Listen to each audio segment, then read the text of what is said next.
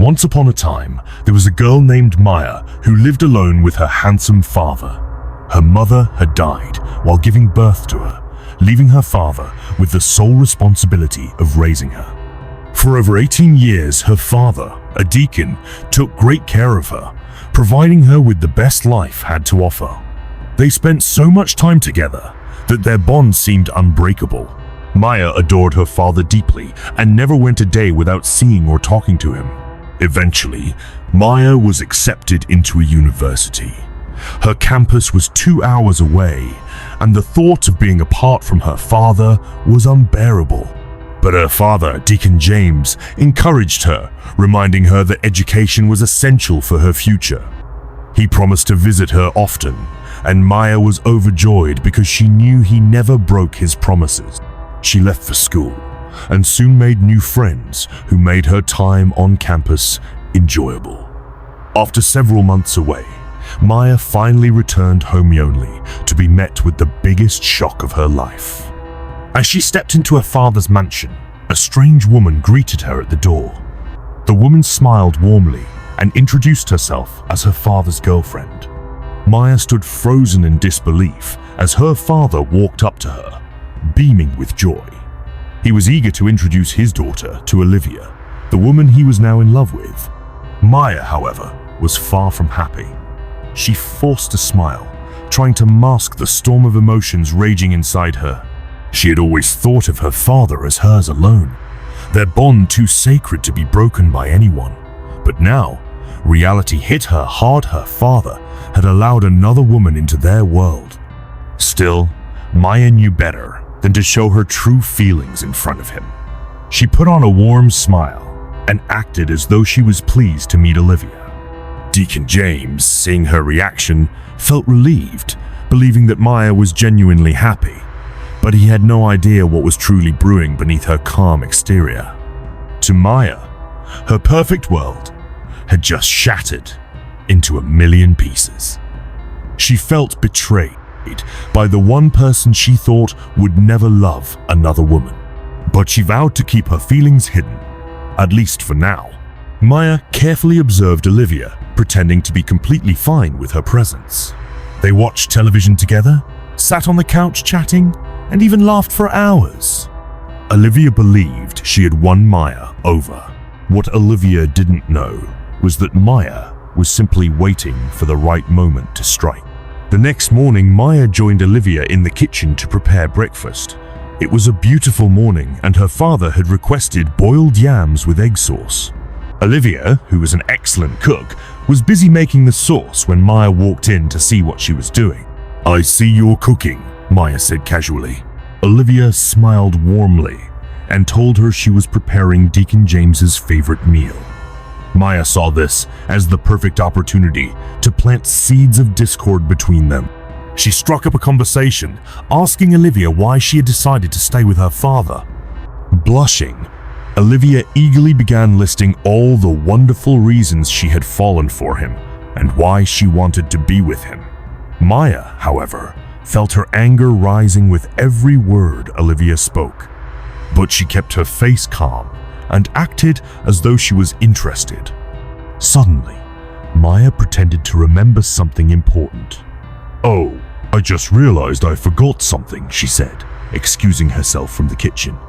A few hours later, Olivia heard Deacon James calling her name.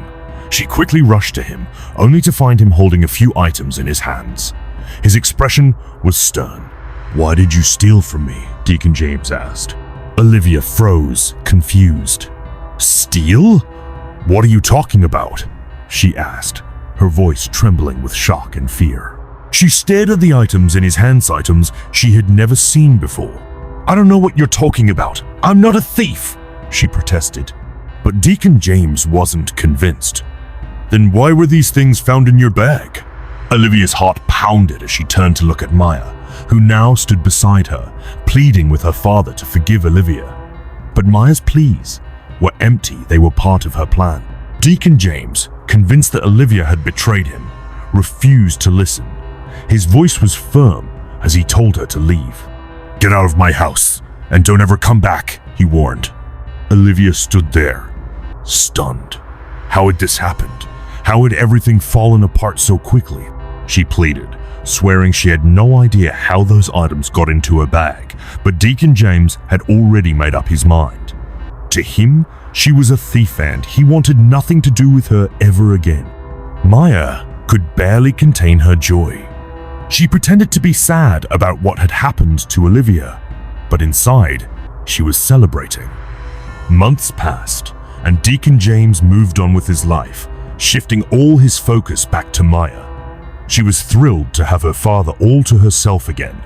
However, as time went on, loneliness began creeping into Deacon James's life. One day, he met a woman named Diane, a kind and graceful business consultant who worked for a well-respected company.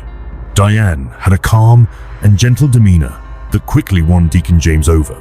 When he introduced her to Maya, she greeted Diane warmly, smiling sweetly as if she were genuinely happy to meet her. But in reality, Maya was already planning her next move. One evening, Diane decided to spend a few days at their home. When she arrived, Maya looked overjoyed to see her.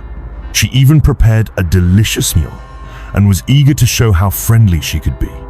The two spent hours talking, and Maya spoke highly of her father, painting a perfect picture of their family. Days passed, and everything seemed to be going smoothly. Diane couldn't help but share her happiness with her friends, telling them how welcoming Deacon James and his daughter had been. Many of them had warned her that Maya might be a problem, but hearing how sweet and kind she was put their concerns to rest. Diane felt like she was finally becoming part of the family. What she didn't know was that Maya was working on a twisted plan to make sure she never ended up with her father. Late one night, Maya sneaked into Diane's room and rummaged through her belongings. She found a neatly folded pair of clean panties inside her suitcase. Smirking to herself, she knew exactly what to do. Maya took the panties and soaked them in the outdoor water tank, ensuring they were drenched in the foul-smelling water. Once they were fully soaked, she lightly rinsed them just enough to keep the stench intact, but not immediately noticeable. Then, she carefully placed the damp panties inside a bucket and left it in her father's bathroom. Maya knew her father despised unclean women. She was certain this plan would work perfectly. Quietly, she slipped out of the bathroom and returned to her room, waiting patiently for the drama to unfold the next morning. As Deacon James prepared to take a shower, he stepped into the bathroom and was immediately hit by an unbearable stench coming from a bucket. He froze, confused and horrified, as he spotted a pair of soaked panties floating in the water. Shocked, he grabbed the bucket and stormed out, searching for Diane. "Are you a pig?" he demanded, his voice laced with disgust. Diane looked at him, stunned. "Excuse me, how dare you call me that?" she snapped. Without a word, Deacon James shoved the bucket into her hands. His face was red with fury. "Explain this. What kind of woman wears such filthy, stinking underwear? And how dare you leave it in my bathroom?" he bellowed. Diane stared at the bucket in horror, the awful smell invading her nose like a toxic wave. Her voice trembled as she tried to explain. I have no idea where this came from. These aren't mine," she protested. Deacon James shook his head in disbelief. "Don't insult my intelligence. This was in my bathroom, and you're the only one who's been using it besides me." Tears welled up in Diane's eyes as he ordered her to leave and never return. At that moment, Maya rushed out, acting shocked. "Father, what's wrong?" she asked, dramatically holding her nose. "Ugh, what's that smell? Did a rat die in the house?" Deacon James angrily explained everything to her, and Maya gasped in feigned horror. She stood by and watched as Diane, humiliated and heartbroken, packed her things and left. Maya comforted her father, wrapping an arm around him. "Don't worry, Dad. One day you'll find the perfect woman for you," she assured him. Deacon James sighed, nodding in agreement as he walked off to his room, completely unaware that Maya was the mastermind behind everything that had happened.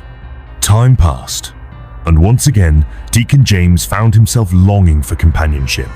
Despite Maya's presence in the house, he couldn't deny his loneliness. He craved the company of a true partner. One day, after leaving the barbershop, he met a stunning woman named Simone. She was strong-willed and confident, with an air of quiet grace that immediately captivated him. Unlike the other women he had been with, Simone was observant, calm, and completely unshaken by intimidation. When he introduced her to Maya, Simone smiled warmly. But the moment their eyes met, she sensed something dark lurking beneath Maya's charming facade. "I've heard so much about you, Maya," Simone said kindly. "And I've heard so much about you too," Maya replied sweetly, though in her mind, she was already plotting her next move. The plan begins. In the following days, Maya studied Simone closely. She pretended to be friendly, all while scheming to get rid of her. Late one night, she snuck into her father's room carrying a calabash wrapped in red cloth. Inside, she placed his photo along with several strange objects, making it look like some sort of witchcraft ritual. She carefully hid it under his desk, knowing that her father would be horrified if he found it. Smirking, she quietly slipped back to her room, eagerly waiting for the chaos to unfold.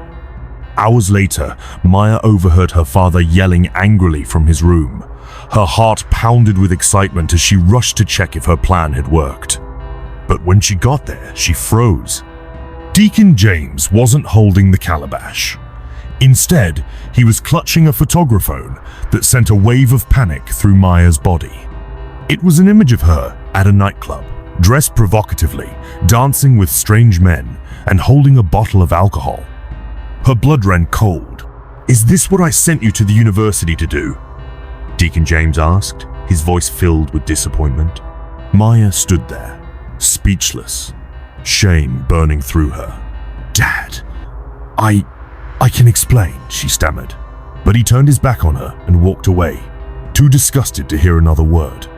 Confused and shaken, Maya hurried to look under his desk. Her heart sank when she saw that the calabash was gone. Simone. Maya's mind raced as suspicion took hold. Had Simone discovered her plan and turned it against her?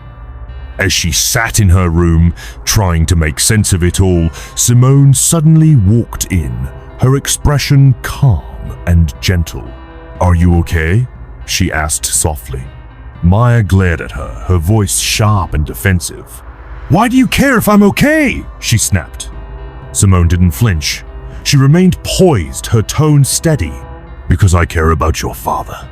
And by extension, I care about you," she said. "I can see that you're struggling with something. If there's anything I can do to help, please let me know." Maya clenched her fists, her heart pounding. For the first time, she felt as if she had met an opponent she couldn't easily destroy. Maya scoffed, folding her arms across her chest. "After everything you've done, you still have the nerve to stand here and act all kind toward me?" She spat at Simone. "Soon enough, my father will see you for who you really are." Simone said nothing, simply watching Maya with a calm expression. "Get out of my room," Maya snapped. Without protest, Simone quietly retreated, sensing that any argument would only escalate Maya's anger. A new plan. A few hours later, as Maya walked past the kitchen, she noticed the aroma of freshly cooked stew. Peeking inside, she saw Simone stirring a large pot. A wicked idea formed in her mind. She waited until Simone stepped away for a moment, then quickly snuck into the kitchen. Grabbing a large spoon, she scooped a heap of salt and dumped it into the stew, stirring gently until the white particles dissolved completely. Satisfied, she slipped out of the kitchen, retreating to her room, eagerly waiting for the chaos to unfold. Later that evening, there was a knock on her door. "Maya, dinner is ready," Simone called. Maya composed herself and walked to the dining room, where her father was already seated, ready to eat. She took her place at the table, her eyes fixed on him, waiting for his reaction. Surely the stew would be inedible. She expected him to frown, to gag in disgust the moment the salty food touched his tongue. But instead, to her horror, Deacon James smiled broadly. "This is delicious, Simone," he exclaimed, taking another bite. "I don't think I've ever had stew this good in my life." Maya's jaw dropped. Her mind reeled. How was this possible? She had poured an obscene amount of salt into that stew. Doubt gnawed at her as she quickly scooped a spoonful from her own plate and brought it to her lips. The moment the food touched her tongue, she nearly gagged. It was horrendously salty, burning her taste buds with its intensity. Her gaze darted back to her father, who continued eating with visible delight, oblivious to her growing discomfort. And then it hit her. Simone had switched the food. Maya clenched her fists under the table, realizing that she had been tricked. But she couldn't let her father suspect anything. He hated wasting food, and if she refused to eat, he might start asking questions. Forcing a strained smile, Maya picked up her spoon and took another bite of the unbearably salty stew. Every mouthful felt like a punishment. Her throat tightened with each swallow, her stomach churning. Tears welled in her eyes, but she kept going, determined not to expose herself. Across the table, Simone watched her quietly, her expression unreadable. As dinner came to an end, Maya pushed her plate away, her stomach in knots. Meanwhile, Deacon James leaned back in his chair with a satisfied sigh. "That was truly delicious, Simone," he said, wiping his mouth with a napkin. "I'm glad you cooked tonight. You're becoming quite the excellent chef." Maya's face burned with humiliation. Another plan, another failure. She had wanted to ruin Simone's evening, but instead, she was the one left with a bitter taste in her mouth. As she stood up from the table, she cast one last glare at Simone, who met her gaze with an unreadable smile. Maya turned and stormed off to her room, her pride wounded and her stomach aching. This was an uphill battle, and with every failed attempt, she realized that getting rid of Simone was going to be harder than she had ever imagined. The final blow. The next morning, Maya sat on her bed, deep in thought. She needed a new planone that would work for sure this time. She searched through Simone's belongings and came across her health card. As her eyes scanned the details, her heart skipped a beat. Simone was asthmatic, and she hadn't told her father. Maya smirked, a new scheme forming in her mind. Her father had a deep fear of asthmate, had taken her mother's life shortly after Maya was born. That loss had shaped so many of his decisions, and Maya was certain that if he found out Simone had the same illness, he would never be able to stay with her. This was it, the perfect plan. That night, Maya lit a candle and placed it on the table in her father's bedroom. She knew that the smoke would eventually fill the room, triggering Simone's asthma attack. If Simone had an episode bad enough, her secret would be exposed. And once her father saw her struggling to breathe, the painful memories of his late wife would be enough to make him push Simone away. Feeling triumphant, Maya quickly left the house to avoid suspicion, heading to a friend's place just a few minutes away. This was going to be the final blow. After tonight, Simone would be gone forever. The plan backfires. A few hours later, Maya's phone rang. It was an unknown number. She hesitated before answering. "Hello?" A frantic voice responded. "Maya, your father, he's in the hospital." Maya felt her heart stop. What? What happened?" she gasped, already grabbing her bag.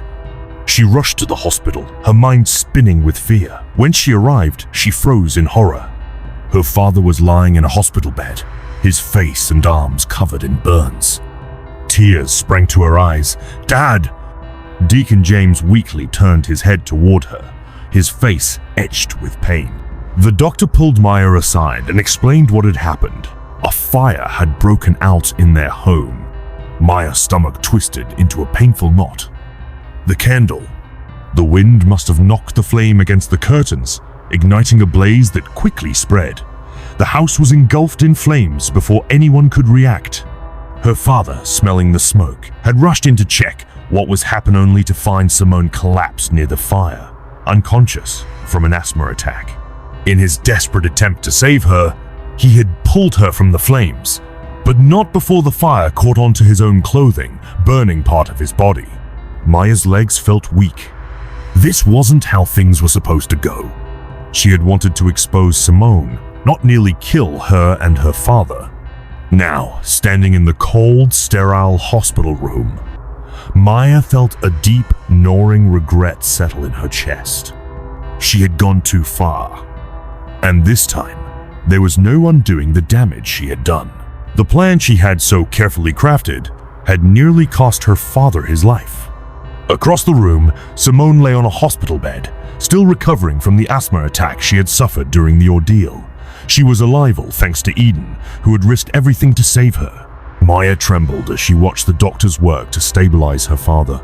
Then, slowly, Deacon turned his gaze to her, his eyes filled with pain and disappointment. "Maya," he said, his voice weak but firm, "why did you do this to us?" Tears streamed down Maya's face as she dropped to her knees, sobbing. "Father, I didn't mean for things to go this far," she pleaded. "I just wanted her gone. I thought if you knew about her asthma, you'd send her away. I wanted things to go back to how they were, just you and me." Deacon closed his eyes, his expression etched with heartbreak. "You let your jealousy blind you, Maya," he murmured. "You almost lost me today. Was your hatred for Simone so great that you'd risk everything?" Maya sobbed uncontrollably, unable to find the words to respond.